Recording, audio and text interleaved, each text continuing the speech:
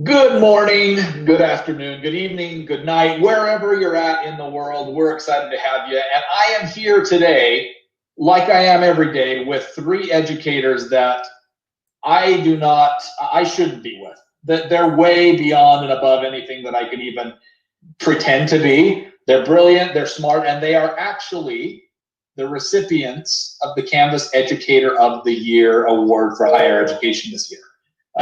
We've got here on my right, I don't know how you're seeing them on the screen, but our good friend Suzelle Molina from Palo Alto College. No, that is not in California. It's in San Antonio, Texas. She teaches kinesiology and is in the health department there. Suzelle, welcome and congratulations. Thank you. Next up, right below me on my screen, is our good friend Vivian Faustino Pulliam from the City College of San Francisco. And she is doing not only some incredible things at the City College of San Francisco, which we're going to talk about. I'm also going to dig a little bit, Vivian, and ask about a cool project you've been working on to help educate some of those in refugee camps where you're using Canvas as well. So welcome, Vivian. Thank you for joining. Thank you. And last but certainly not least, the one and only with a background that looks like he should be in Lifestyles of the Rich and Famous, Shawn Newfer. Shawn is from the Chicago School of Professional Psychology and is honestly one of the very first users of Canvas when this was piloted at BYU Hawaii many years ago as a student. These are, ladies and gentlemen, everybody, wherever you're at in the world, give yourselves and give these people a little round of applause because they are the educators of the year for higher ed. Congratulations. As we kick things off, you guys have been prepped. I'm a little bit crazy, but it's really fun to be with people who are as smart as you and just be able to pick your brains. So let's kick it off like this. I'm going to start with Suzelle. Suzelle, can you talk to us just briefly about how many years you've been teaching and what is it that you're doing today? I have been teaching for 36 amazing years. And I teach introduction to teaching as a profession. I teach special populations. I was a public school teacher for many years, and then I transferred over to higher ed. I teach general psychology, lifespan and development. I also teach learning frameworks and student success this semester. So when I'm not teaching, I am in the classrooms helping students, first and freshman students, build portfolios. So I go to class. When pre-COVID, I was riding my bicycle from classroom to classroom as fast as I could to get to all the classes each day. So we'd start at 8 in the morning and we would end about 9:30 at night. So that's my day. Awesome, thank you. Let's go over to Vivian. Vivian, what are you teaching? What courses are you doing currently? How long have you been doing it? Sure. I actually been teaching as a part-time for about 20 years. I love teaching. That's why I started as a part-time faculty. And then 8 years ago, I went full-time in academia. I'm teaching international business, economics, and right now I'm teaching entrepreneurship. In fact, I founded the Center for Entrepreneurship for City College of San Francisco. Awesome. Shawn, over to you. Awesome. I've been teaching in higher education for about 8 years now. And before that, I was in instructional design. And so I come from the background of curriculum and then got into teaching. I've been teaching more than 8 years if you count ecclesiastically and then the community and things like that. But I focus on business psychology, behavioral economics, organizational leadership. And from time to time, I get to teach a fun class like neuropsychology at a bachelor level or educational technology. Awesome. Okay, we're going to start this one with Vivian. Vivian, over to you. Want to hear, we're in interesting times, of course. COVID has not been easy on anyone, but love to hear how your institution started the learning this fall, now that we're back in school. Sure, it's a really interesting time. I would say that our institution has done a great job supporting the faculty, our EdTech team, especially with the use of Canvas, because all of our courses now, all our programs are now online. So we have this robust training team and program to make sure that we would still be able to migrate all our in-class courses and program online through Canvas, and at the same time so other platforms, other web applications to simulate a real in-class experience and really provide an interesting learning environment for our students, especially during this very challenging time. Awesome. Suzelle, over to you. What are you guys doing to kick off this fall semester? 94% of our courses are remote.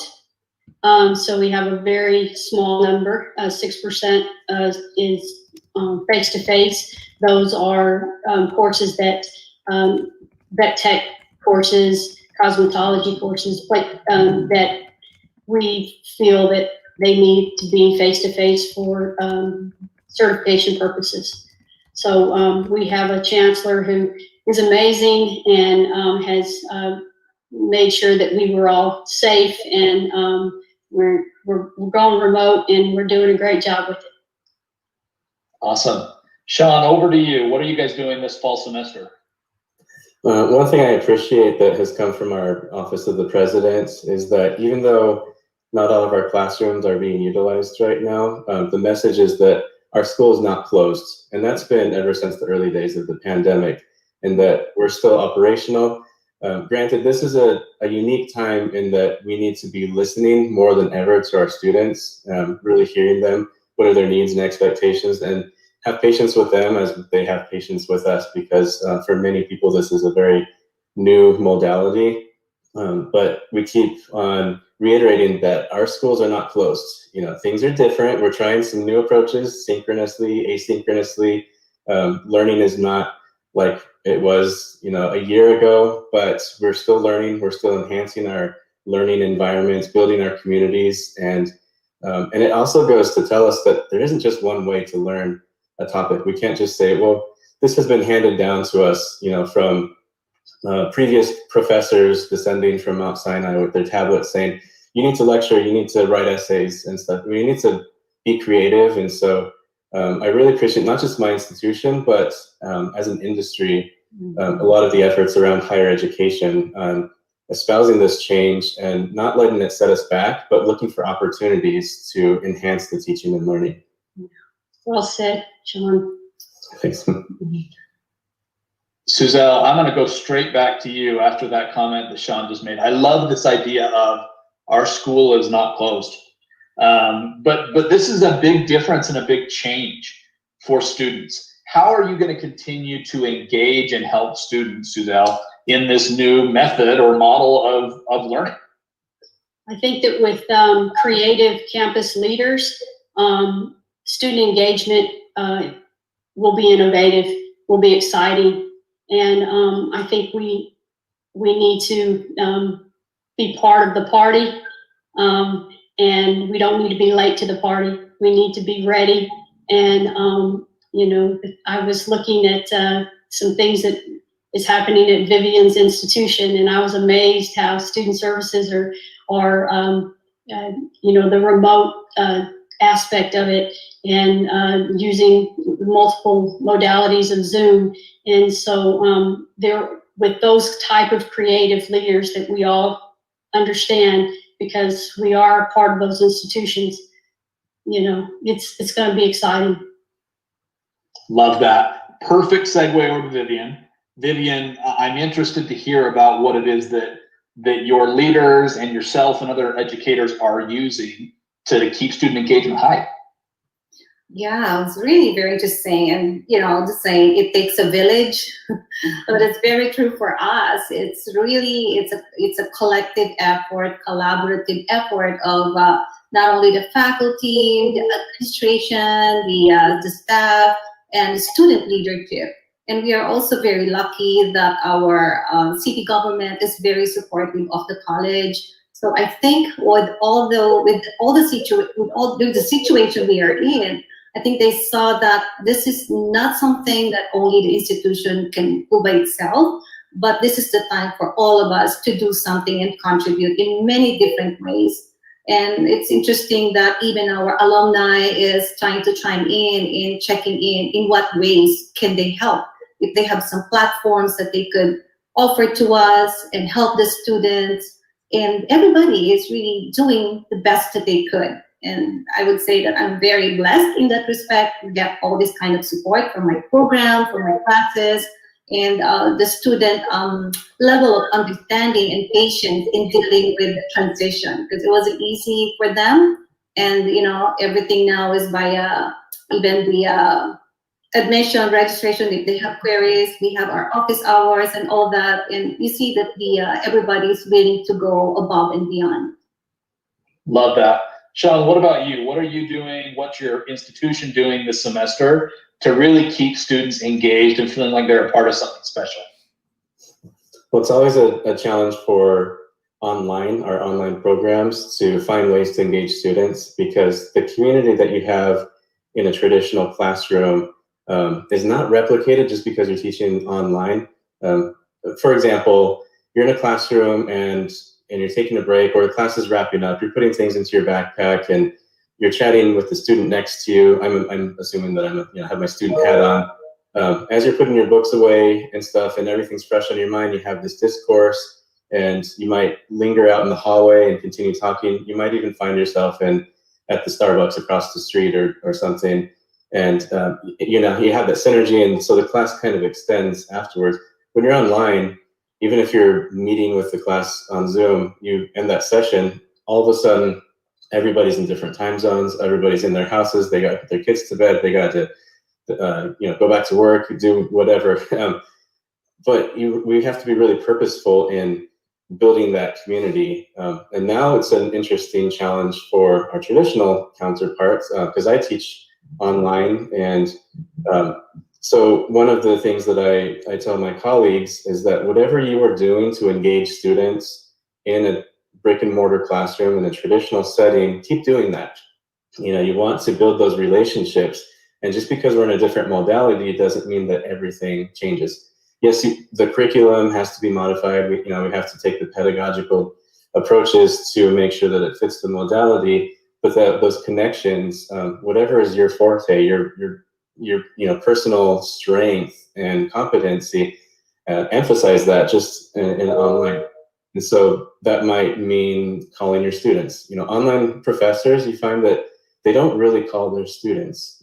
You'll email, text, you'll do Zoom, but if calling your students is how you reach out to them, then perhaps that's what you should do. And I have the perspective of grad school, where we have maybe 12, 20 students, maybe 8 students. So this isn't a lecture hall with 400 students necessarily in undergrad, but what are the unique ways that you can make those connections? Because now more than ever, we need those connections. We need to build our learning communities within our virtual classrooms, within Canvas. And so what ways, I can't tell you how, but what ways are unique to you that would really enforce those connections between students and between yourself and the students? Love it. Love that statement about how we need the connections. I think that's one of the things that everybody, whether you're in education or business or anywhere else, people have struggled with, is that lack of connection. For many, the lack of seeing students every day or seeing colleagues in the hallway. We need that connection. So great advice. Let's all make sure that we're doing whatever we can. Can I follow up real quick on that? So I think the connections are vital, because without that interpersonal connection, without the networked learned experience, what are we? Because we're not just repositories of information, and we're giving knowledge to students because they have access to public libraries, they have access to the internet. If it's just facts and processes and figures that they want from their degree, then they don't need to pay my salary. They can just use their library card for free and go to the library. But what brings educational value is really the connections that we make, the networks that last beyond the class, beyond the 16 weeks or 7 weeks, beyond the 3 credits or 1 credit lab. It's having that network of peers and faculty. And so really, in my mind, that's our core competency. I'm not knowledge, because the things I teach today, in 10 years, a lot of it's going to be obsolete. I don't know if my leaders will want to hear me saying that on this platform to the world audience, but I mean, it's true. Things that I learned in undergrad, so much of it's obsolete, but the processes, the connections, the people that I was with last forever, you know, and so that I feel like that's our product. About 5 years ago, I started a mandatory assignment in students, in all my classes. It's called 15 Minutes with Your Professor. And I meet with every student for 15 minutes, which normally is never 15 minutes. It goes on to a little bit longer than that, especially at the coffee shop. But I learn so much from my students, and I know that I'm more because of them. And if I didn't spend that time with them, I really wouldn't have known them. So that was a blessing. I don't know who I stole it from, but I know I stole it from someone. But anyway, it's a good part of my class now. In relation to the connection, for us here, we established learning communities or communities of practice, because learning is best achieved or it's maximized when we work with others, and I'm a strong believer of that. You know, if you would just rely on what you have read, even for students, you know, I don't think that it would really be translated into a genuine body of knowledge. So working with others, hearing how they apply those information to what they do and make sense of what is around them and how are they going to really apply them into a more transformative learning experience, I think can be achieved through connection and collaboration with their colleagues, peers, and other people within learning spaces. What an impressive group. Okay, everybody knows I have people from all over the world that are here watching this. And Shawn, Suzelle, Vivien, it's just a pleasure to be surrounded by educators like you who are doing such incredible things. Thank you, thank you, thank you. It's fun to just listen to. I want to come to Texas. I want to come to California. I want to come to wherever it is your school is, and I want to come to your class. So if we can travel again, Corey Edwards, Michelle Suzuki, whoever's listening right now, I am traveling to go and see Suzelle, Vivien, and Shawn, because they're just incredible educators. Again, we're on with the Canvas Educators of the Year for higher education. Congratulations to them. Okay, let's go fun for a minute. Enough with all this really important, fun, and powerful stuff about connections. That's important. But I want to know, Suzelle, if you had a walk-on song for every day, you can only choose one, what would that walk-on song be? You're walking into the classroom, you're strutting your stuff, your students are like, okay, Ms. Molina, she's here to save the day. What's that song? Well, true story here. In my introduction to teaching as a profession, each day I play the theme song of The Lion King, Circle of Life. So I have it going on and it's blaring and everyone knows it's time for class. I love it. I love the song. Vivien, what about you? Oh gosh, I have this song I like. It's by Rolling Stones. It's about, like, I cannot recall the title of it, but it's about just get it done, doing it. Mm-hmm. Yeah, because I think it gives the spirit and the energy whenever I start playing it, when there are classes or occasions that I have to do it. Unfortunately, I can't recall the title. Sorry about that, but that's it. It's a Rolling Stone song. Anytime you bring the Rolling Stones in, you know that it's a successful song. So awesome, love it. Shawn, I don't know if you're going to use that piano in the background to play yours, or what would be your song? So going back, Alan Parsons' project. Do you remember the album "Eye in the Sky"? That was his big thing. The precursor to that, the first track on that album was, I think it's called "Sirius," like the star.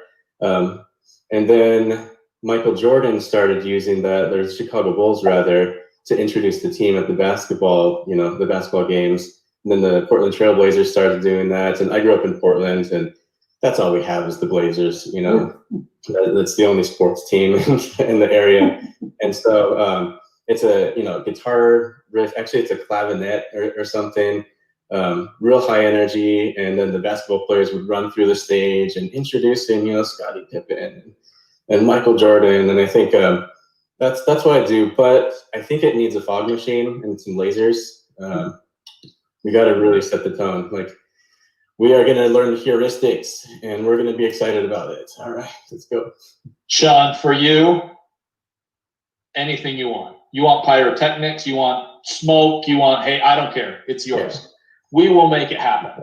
Okay, next up, and I'm going to start with Vivian on this one. Vivian, what's one of the most memorable experiences you have ever had in your education career?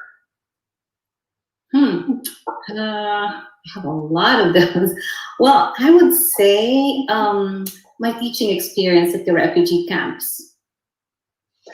Why don't you give us a little, not everyone is aware, but Vivian's doing some pretty cool stuff with a really great group of people teaching some in the refugee camps. Will you give us a little background, Vivian, on what it is that you're doing? Sure. I volunteer for Jesuit Worldwide Learning through University of San Francisco, which is also an institution that I still teach part-time up to today. So when the organization started, this was at the time where we know that, refugees and displaced people all over the world, mostly in Europe and Middle East, Africa, are really needing support to continue with the life that has been disrupted. So I volunteered to teach in that program, and there's so many different components to it. The courses were donated by various institutions from the US and other parts of the world, but it's a diploma program wherein the students who completed the program will be getting a degree and an associate's degree in liberal arts, in associate, it's more liberal arts degree granted by Regis University. So I started just teaching one course until eventually the program has been expanding. We started serving more populations out of Kenya, Malawi. We have also campuses in Jordan and many parts of these refugee services. We work collaboratively with UN and also Jesuit Refugee Services. So I'm very thankful that online education is possible now. So we're also using Canvas through Georgetown University. So the platform is being hosted by Georgetown.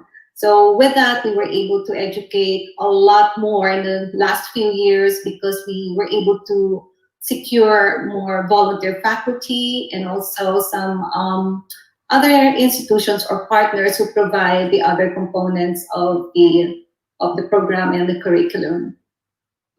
So awesome. Yeah. Suzelle, I don't want you to tell you to top that. What I do want to ask you though is, what is one of your favorite teaching experiences for the really illustrious career that you've had? At Palo Alto College, we use Portfolio as our platform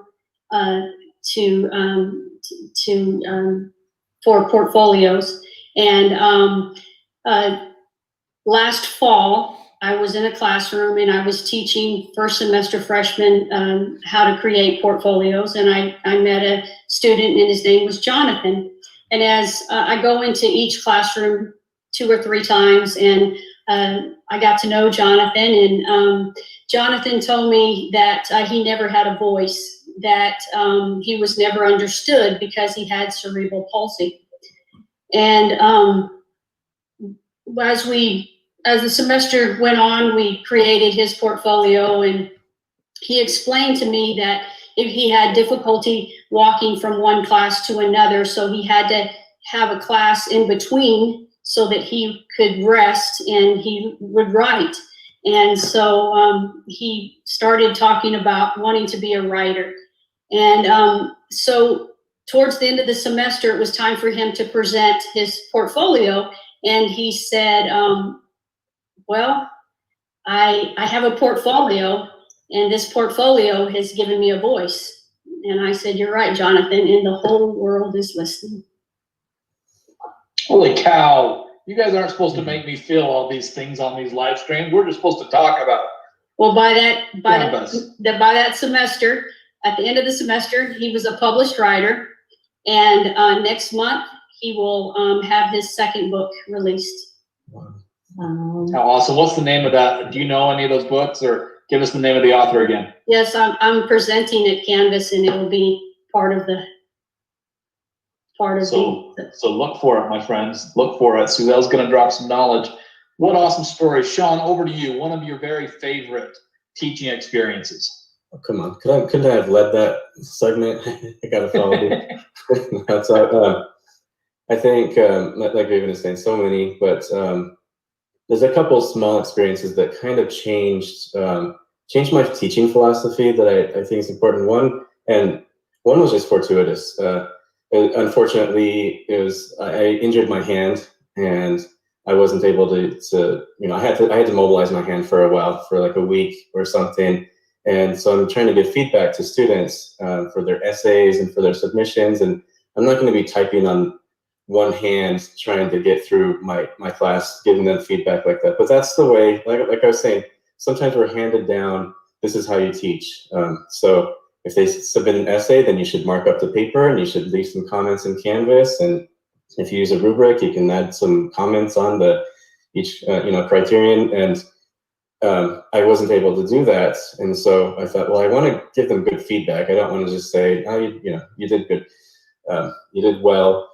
And so I went on to Screencast-O-Matic, and I decided, well, let me record a video of me at least talking through the essay. Even if I can't leave written comments, at least I can talk through that. So I had my camera and I had a screenshot of the paper, and I was scrolling through and leaving comments on things, and kind of apologetic, like, I wish that you could have something you could print out and, bronze or whatever you do with my comments. But all you have are these videos. And so I went into SpeedGrader and uploaded the video into the comments in SpeedGrader, and it ended up, people really appreciated that. My students really appreciated hearing my voice, seeing my face as I'm talking through their paper.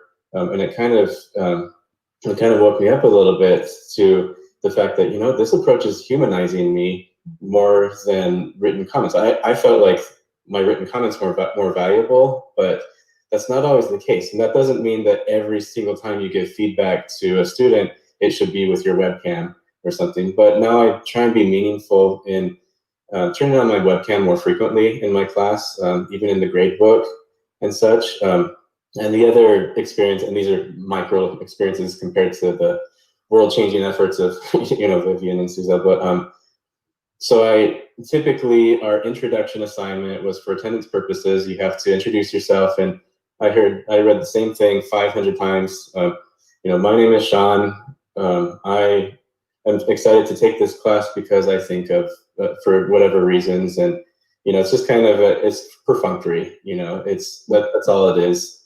You have to do it, and I thought, let's change this up a little bit. And I had just discovered this platform called Padlet, which if you've been to some of my InstructureCon sessions, I like talking about Padlet and embedding that into Canvas. And so I told the students, I don't care what you do, just here's Padlet, create a free account, create a scrapbook of yourself, share whatever you want, put a picture up, show us your dog and your kids and the Jeep and your vacation and your favorite song, whatever you want to do. And then I taught them how to embed it into the discussion thread. And typically, people would write the intro and respond to a couple students. And so for a class of 15 students, I would get maybe 25 to 50 responses. And it didn't really matter because it was just attendance purposes anyway. But then the Padlet took off and we could see each other's faces. We were recording videos for each other. I was showing them my Disney pictures with my family, and everybody's commenting. And before I knew it, this discussion post, which was worth like no points, had over 300 comments on it. And people were just really excited. People were getting to know each other. And I had some of these students in the past in previous classes, but I felt like I was just meeting them for the first time. I was truly knowing them outside of their essays and their discussion posts and,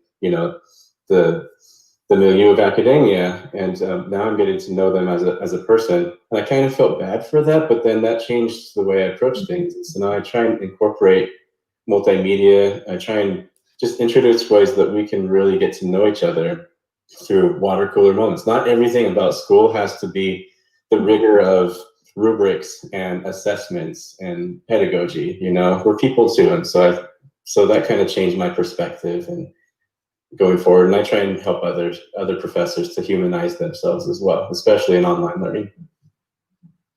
Love that. So let's jump for a minute into some piece of literature. Now, I use the word literature very freely. That could be a poem, that could be a book, that could be People magazine for all I care. I want to know okay, maybe not, Shawn, maybe not. What's the favorite book or something that you read? And we're going to start with Suzelle this time, that's really inspired you to be an even better educator. I grew up with books all my life. My family, my mother and father married when they were very young, and we didn't have a lot of money. And so going to the library was Christmas every 2 weeks. So every book, I've read many, but every book I believe has inspired me to be a compassionate professor. So I don't have one. I just feel like each one I take something out of, and I create positivity and turn that around, flip the pancake, and make sure that I take it in, and I want to make sure that I instill that into my profession. Love it. Shawn, what about you? I'm going to go with some nonfiction and say there's a book called Make It Stick by Peter Brown. And it's just a solid book about how we teach and the research behind teaching, which I feel like sometimes we go on our hunches, but it's good also to get that perspective that there's a lot of research and literature out there, but Peter Brown frames it in a way that it's accessible to people who don't have a rich background in education necessarily, similar to how Dan Ariely and Stephen Levitt and Stephen Dubner deal with their Freakonomics and irrationally, what's it called? Irrational behavior books. You know, it's like produced for the masses, and I appreciate there's some value in that. And so Make It Stick is one that I recommend to my colleagues from time to time. That's, you know, it's a good way to read about the research in an easy way, I think. Love it. Vivien, what about you? Yeah, sure. By the way, Shawn, it's Stephen Levitt's also economics. I'm a big fan. There are two books that I really, really love, and I would say really inform most of the papers that I write and inform my philosophy, not only in teaching, but my philosophy in life. These are Development as Freedom by Amartya Sen, and also the other one is Pedagogy of the Oppressed. So I think those two really appeals to me because I guess you guys know I am from the Philippines. I immigrated here in the United States about 11 years ago, and I have witnessed, you know, the difficulty of many people from a developing economy in Asia, and I've worked in several parts of Asia as well, and I've seen how it is that we cannot compare the level of poverty and the challenges I've seen here as compared to what those developing economies are experiencing. So when I read those two books, I think those are the ones that really sort of like sparked this interest in me to really tweak the way I deliver education, or how can I leverage an education in transforming lives. So those two are my favorites. Thank you for sharing. So we're going to go pretty Canvas-centric for a second now. We've already heard some pretty incredible stories. You know, what Suzelle is going to be talking about here very soon at CanvasCon Online, where she's going to highlight that incredible student who has turned into a pretty prolific writer. You know, some great stuff that she did with Portfolio. We've heard about what Vivien is doing with Canvas, specifically with refugee camps. I want to get your feedback, all of you, on what your favorite feature is. However, I want to go back a few years in the past and go to Shawn. Shawn was one of the very first users of Canvas when it was still being piloted at BYU Hawaii many years ago. Shawn, want to get your thoughts and your perspective on where was Canvas at there back then, and how far has it come? What are you loving about what you're seeing today? I have to say that even back then, as a funny story, we had obviously different LMS at my institution, and at the time I was an instructional designer, and I decided, I had already graduated. I'm an alum of BYU Hawaii 05. This was around 2011, I think, and I decided I want to see what they're doing in online. So I enrolled in a couple of courses, and they were using Canvas, and it's the first time, obviously, that I had ever seen this platform. And I thought, I already thought that we were in the dark ages with the LMS that we were on.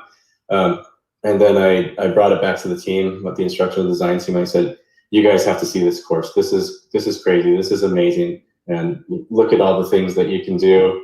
And, I liked just access to the HTML editor, which wasn't ubiquitous back then with LMSs. The fact that I could get into the back end and embed things and do some coding. And now it's only gotten better. And I have to tell you, today, my favorite feature, and it kind of changes, every few months, it's always improving. But if you haven't checked out the release notes from later in the summer, you can now batch edit assignment dates, which I think is fantastic, because I don't know why, but sometimes I hear it in a course and the assignments are there, but the due dates are here and there and everywhere. It's like, well, you can go to the calendar and drag and drop easily enough, or otherwise you have to go into each individual assignment. But now you have this one page that you can access all of the assignments, and you can make all the changes, click save, and bam, the course is ready. So that might not be my favorite feature a month from now, which I think speaks well to the platform of Canvas, just because there's always new things for me to be excited about. Shawn, I love that answer. Our engineering team right now is in the background just screaming, yelling, Shawn, Shawn, Shawn, Shawn. So thank you for the comment. Suzelle, over to you. Favorite Canvas feature and why? Portfolio. Absolutely, hands down. I have been using portfolios since 2011, and Portfolio empowers students to showcase their skills and their projects. English faculty have said, I don't have to worry about plagiarism. Students are saying, my work is published. I need to be proud of what I do. It also helps students connect with one another. And we have what we're going to be presenting on is how advisors are connecting with the students. And we're finding that we're retaining students that probably wouldn't have been retained because they want to finish that portfolio at the end of the semester. And so they stay in those courses, and they're connecting with their professors, and professors that aren't using portfolios are seeing the students' work, and they want to give feedback to what they're doing. And so it engages students through custom pathways. We're making pathways for first-time semester students, second semester or second year students. And so these pathways are helping students learn leadership skills, learning what they're doing in the community colleges and how that's going to transfer to the university. It streamlines assessment, and the assessments that we're using, it's helping for the accreditation reports that we need. That, to me, Portfolio is the rock star of Canvas. Love it. Vivien, what about you? Favorite Canvas feature and why? Sure. I've used Blackboard before. I think D2L. There's so many different platforms that I've used, but I would say I'm really a big fan and very thankful that Canvas came along. You know how easy it is to integrate all the other platforms from the publisher, and now I'm using Pronto. It's almost like a WhatsApp for my students, for instant real-time communication that is easily available in Canvas. And then also, there's so many other apps from different providers that I think now it is impossible to see that it's going to be seamlessly connected with other platforms. And Canvas made it possible. It is very user-friendly. And I think it's so easy to walk through the students without really hand holding them for such a long time. They could really just navigate them on their own.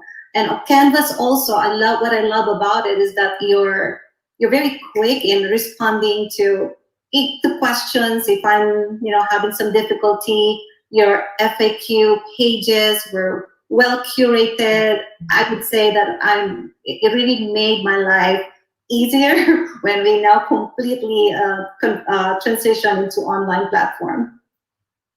Awesome. Suzelle, over to you. We've only got 2 more questions, everybody. So they're going to be a surprise as to which 2 they are. Suzelle, we're going to start with you. Let's take ourselves back a few years. And if you were a first-year teacher, again, what is that one piece of advice that you wish somebody would have given you? Talk less, smile more, and really listen. I just feel inspired when Suzelle says these things. I'm like, holy cow, again, I'm coming out to see you. Suzelle, as soon as they'll let me travel again, I'm coming out. What an inspired educator. Vivien, what about you? What is that one piece of advice that you wish you would have had? I would say that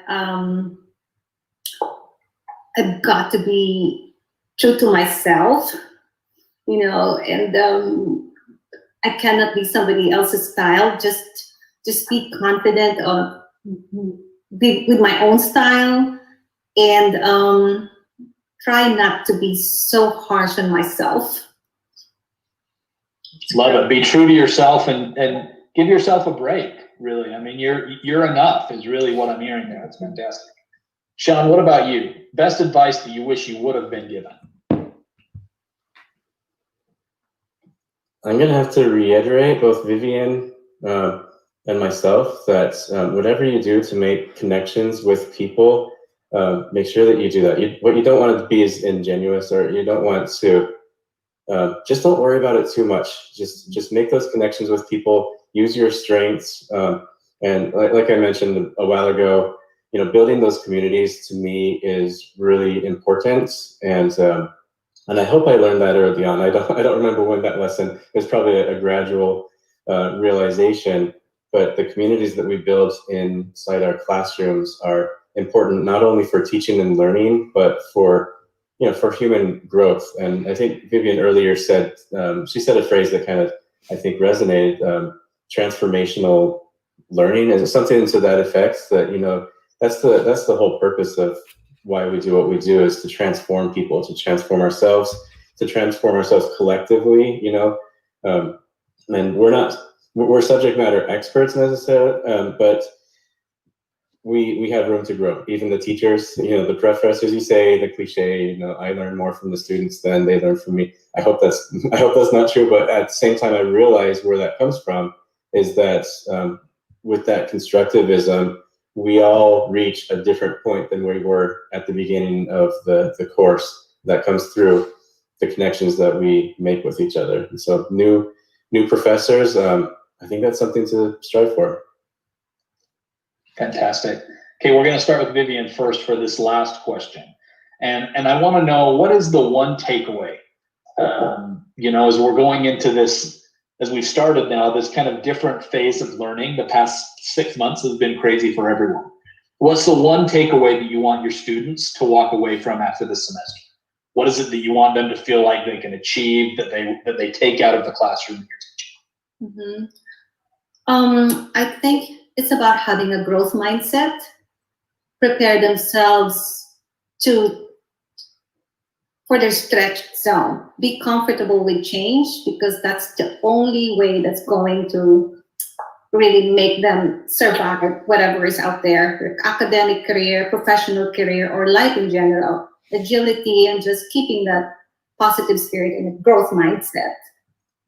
Perfect. Thank you. Shawn, over to you. What's the one takeaway you want all your students to leave the classroom with? Can I modify your question slightly? Because I want to go somewhere. One of my goals, and I know this isn't what you're asking, but one of my goals as a professor is to have a student who's not excited about taking my class, and through the course of the class decide that what he or she is learning is interesting and valuable, and spark an interest that after the class they're going to be interested in going that direction. And a few times in my career, it's not every day, it's not something I can count on two hands, but occasionally I have a student who says, I wasn't thrilled about this class, but now I think I want to do something like that for a career, whether it's training and development or whether it's behavioral economics, whatever we're learning. I didn't realize how interesting it could be. And so that's one of my goals is, because not everything is the funnest thing to learn. I'll tell you, there's a gamut, a spectrum of things that we have to teach our students as part of a program because accreditors exist pretty much. And not everything's going to be the most fun thing, but I don't know. It's not exactly answering your question, but my goal, it's not a takeaway, but my goal is that I want the class to be valuable to my students. And so I guess their takeaway was that they found value and valence in this class that we took together. Love it. Wow. Suzelle, wrap it up for us. I don't know. Vivian and Shawn just killed it. So I'm so proud to be part of you guys. I want my students, I want to inspire my students to trust themselves, to give them the tools necessary to succeed, like being open-minded, being positive, embracing curiosity, having them to question the purpose of human emotion, thought and behavior. I want to show my students where to look, but I don't want to tell them what to see. Oh, brilliant. Ladies and gentlemen, again, we are here live with Suzelle, Shawn, Vivien, the Canvas Educators of the Year. And it is a pleasure to call them friends of the Canvas family. It is a pleasure to even know them. I hope you've enjoyed listening to these incredible educators. Go follow them in the Canvas family and the Canvas community. We are so grateful for all that they do. Thanks again, everyone, for joining us, and we will be back again soon to chat about all things Canvas. Thank you, Suzelle, Vivien, and Shawn. Have a lovely day. Thank you, Mark. Thank you.